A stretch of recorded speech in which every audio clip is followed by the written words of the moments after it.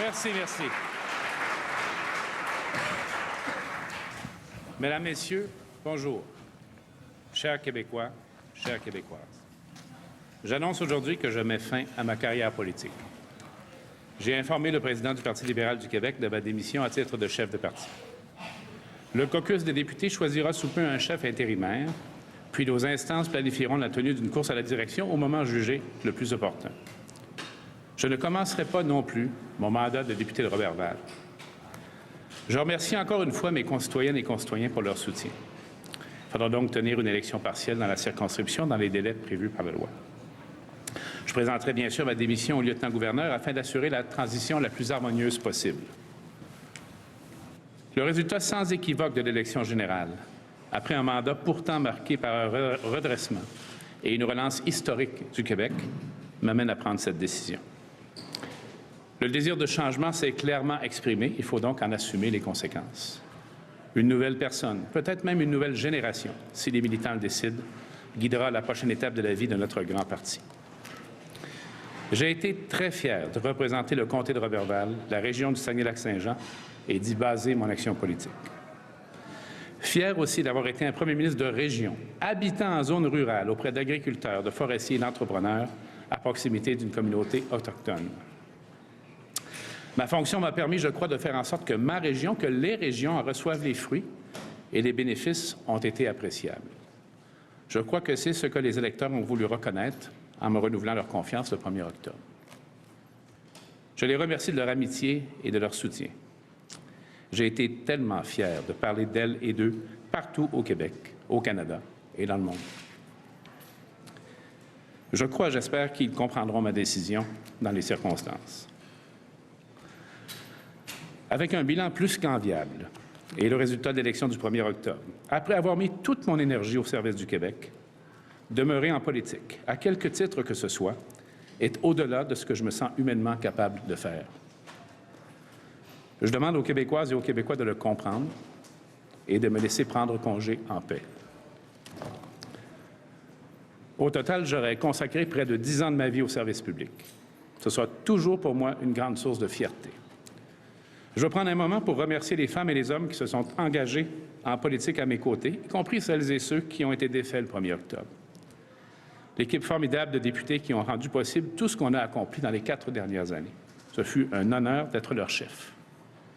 Celles et ceux qui ont fait vivre nos bureaux de circonscription et nos cabinets au cours du mandat qui vient de se terminer. Aussi tous les militants, les bénévoles et l'équipe de la permanence du Parti libéral du Québec. Sans elles, sans eux, un parti politique ne peut pas vivre, durer et grandir. Un grand merci aussi à notre remarquable fonction publique. Travailler quotidiennement avec ces femmes et ces hommes de grande qualité aura été pour moi une source d'inspiration et d'apprentissage. Prenons-en grand soin. Comme je l'ai dit le 1er octobre, je laisse le Québec dans un bien meilleur état que celui dans lequel je l'ai trouvé en 2014. Entre avril 2014 et octobre 2018, le changement est profond. Nos finances sont solidement équilibrées. Le poids de la dette est en baisse. L'économie tourne à plein régime. Un nombre d'emplois record a été créé. Nos moyens retrouvés nous permettent de bien financer nos services publics, particulièrement l'éducation, notre grand projet de société, sur la base d'une vision ambitieuse de la réussite pour tous. Aujourd'hui, plus de 3000 personnes de plus œuvrent dans nos écoles, 1500 personnes de plus en soins à domicile et 2000 de plus en soins prolongés. Plus d'1 million de Québécoises et Québécois de plus ont accès à un médecin de famille. Dans les faits, la pauvreté a reculé, mais est toujours présente. De nombreuses stratégies innovantes sont en place. Un plan de lutte à la pauvreté, une politique culturelle renouvelée, une stratégie numérique. Oui, nous avons été le gouvernement de l'économie et des finances bien gérées, et bien plus encore. Nous avons tenu un nombre record d'engagements, agi pour l'équité entre les générations, reconnu les gouvernements de proximité et l'insularité des îles de la Madeleine. Le Québec est le leader canadien de la lutte au changement climatique. Le Québec a sa première stratégie maritime. Nous avons sauvé l'île d'Anticosti de la dévastation à laquelle d'autres la destinaient. Toutes nos régions se portent mieux qu'en 2014. English-speaking Quebecers now have a stronger Les Québécois anglophones ont maintenant une meilleure voix et plus de liens avec le gouvernement. Un secrétaire bien financé, avec un ministre dédié à leurs intérêts, car nous sommes tous des Québécois de première classe. J'aimerais qu'ils sachent, j'aimerais que vous sachiez que je n'ai pas fait cela pour des raisons électoralistes à court terme, mais parce que je crois profondément à un Québec inclusif. Je serai toujours fier, tellement fier, d'avoir, avec mon équipe, redonné au Québec les moyens de ses ambitions et de l'avoir fait avancer plus loin vers sa destination. Un Québec prospère, instruit, équitable et vert. Le chemin est tracé. Il reste bien sûr beaucoup à faire. Faisons en sorte que le Québec demeure la société la plus équitable d'Amérique et puisse continuer son développement de façon durable. Il faut rester engagé dans la lutte au changement climatique. Il faut poursuivre la lutte contre la pauvreté. Les moyens sont là. La politique culturelle renouvelée doit être déployée au profit de nos créateurs et de leur public, partout sur le territoire. Nous devons continuer à faire progresser notre influence dans le monde, notamment dans la francophonie. Je souhaite que notre élan se poursuive au cours des prochaines années. Mais souvenons-nous qu'il est fragile. Notre plus grand défi demeure la démographie et la pénurie sévère de main-d'œuvre qui touche toutes nos régions. Dans cette circonstance, outre la formation, l'automatisation et la pleine participation au marché du travail, le maintien de la cohésion sociale et du caractère inclusif de notre société deviennent encore plus importants. Les nouveaux arrivants qui combleront beaucoup d'emplois disponibles ne représentent pas une menace pour notre caractère distinct en Amérique. Au contraire, chacune et chacun constitue un actif essentiel à notre croissance. À nous tous, de faire en sorte qu'ils s'intègrent bien à la société québécoise partout sur le territoire. À cet effet, chaque mot, chaque geste compte, dans un sens ou dans l'autre.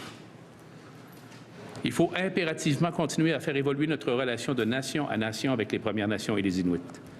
La Déclaration des Nations unies doit constituer la base de notre travail. Ces peuples, dont nous occupons les territoires traditionnels, doivent détenir eux-mêmes les leviers de leur développement et en retirer une juste part des bénéfices. Suzanne et moi allons entreprendre une nouvelle phase de notre vie. Difficile de dire aujourd'hui où elle nous mènera. Vers de nouveaux défis passionnants, j'espère. Certainement vers plus de quiétude, de sérénité, des contacts plus réguliers avec ma mère, nos enfants et nos petits-enfants. Je veux la remercier encore pour sa générosité, son amour si souvent démontré. Aussi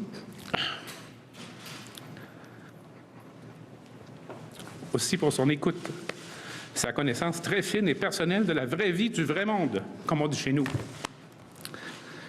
Il est maintenant temps de penser un peu à nous, comme dit la chanson. Pardon.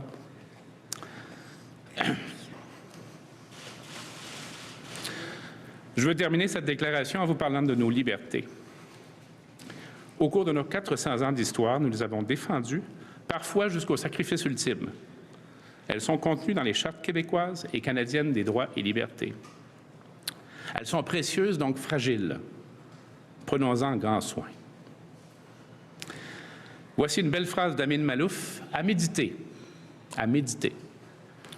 Pour toute société et pour l'humanité dans son ensemble, le sort des minorités n'est pas un dossier parmi d'autres. Il est, avec le sort des femmes, l'un des révélateurs les plus sûrs de l'avancement moral ou de la régression. Notre Assemblée nationale, comme tous les parlements, se doit de protéger leurs droits plutôt que de les restreindre si elle veut conserver sa légitimité. En fait, c'est un de ses devoirs principaux. La majorité n'a pas tous les droits et ceux qu'elle exerce doivent être compensés par la protection de ceux des minorités. C'est un principe démocratique fondamental. Le Québec doit demeurer une terre d'accueil souriante, une société inclusive où toutes et tous sont invités à la table. Un endroit où on juge les humains pour ce qu'il y a dans leur tête, pas sur leur tête, dans leur cœur, pour ce qu'elles et ils ont à nous apporter. Je souhaite qu'on nous admire, qu'on parle de nous avant tout pour notre énergie créatrice, notre résilience, nos artistes, nos savants et nos entrepreneurs. Je demande à mon parti de rester fidèle à ses valeurs et surtout de ne jamais les marchander pour quelques votes. Tenter d'imiter nos adversaires ne nous conduira pas à la victoire. La force de nos convictions, oui. Ayons confiance en nous. Ne craignons surtout pas l'autre ou l'avenir. Écoutons notre belle jeunesse qui nous dit de rester confiants et ouverts. Nous avons toutes les raisons d'être optimistes pour notre peuple. Je serai toujours très fier avec mon équipe de lui avoir fait faire un bout de chemin au cours des dernières années. À d'autres maintenant de prendre le relais. Vive le Québec, terre française d'Amérique. Territoire immense, paysage magnifique, si riche en ressources, mais surtout en talent. Terre de mes ancêtres et des nouveaux arrivants. Berceau des Premières Nations et des blessures à soigner. Terre fertile d'espoir, de résilience et de liberté. Bonne journée. Merci.